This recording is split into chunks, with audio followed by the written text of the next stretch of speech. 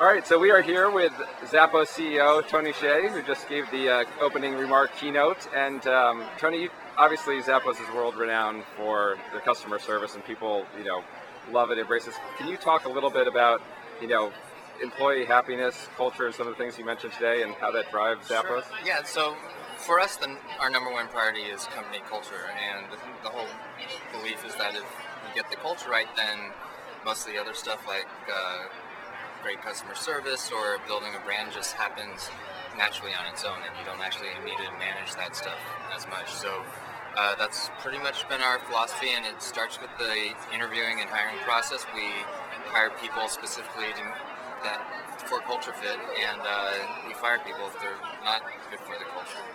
And you guys have a lot of things that people would, they first look at it and they're like, well, I can't run my business like that. For example, call center reps that don't have scripts and that type of thing. But that all ties back to that finding the right people, right? That, and also I guess just how long-term of a view you have. Like if you're really just trying to maximize profits for, say, the quarter or even the year, then scripts probably make sense. If you're looking further down the line, then even 2 or 3 years down the line, then we think not having scripts makes sense because the customers will come back and buy based on the customer service experience they received. Everyone has ups and downs. Employees have good days, bad days. You have tough quarters, better quarters.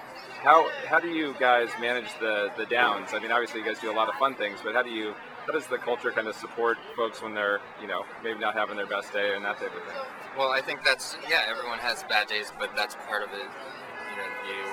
If you are having a bad day, you'd much rather be around people that are friends as opposed to people that don't really care about you. And so that just goes back to the company culture.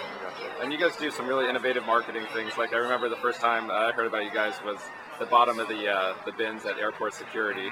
And you also invest a lot in terms of, free shipping and that type of thing, as you talked about as a marketing expense. How do you guys, where do those ideas come from? Like who thought of? I don't think it's not any one person. Yeah. We get ideas all the time, and I think it's just when people, once they have visited our offices and see what our culture is like, then, it's what sometimes it's an employee, sometimes it's a vendor, or sometimes it's someone that's not even related to Zappos but knows about our culture, and because they know about our culture, they just are naturally on the lookout for opportunities like that. And so when they do come, they'll contact us. Very cool. And can you talk just real quick about Zappos Insights? Sure. So if you go to www.zapposinsights.com, it's basically a subscription service. We charge $39.95 a month, and I guess think of it as almost like a very low-cost consulting service.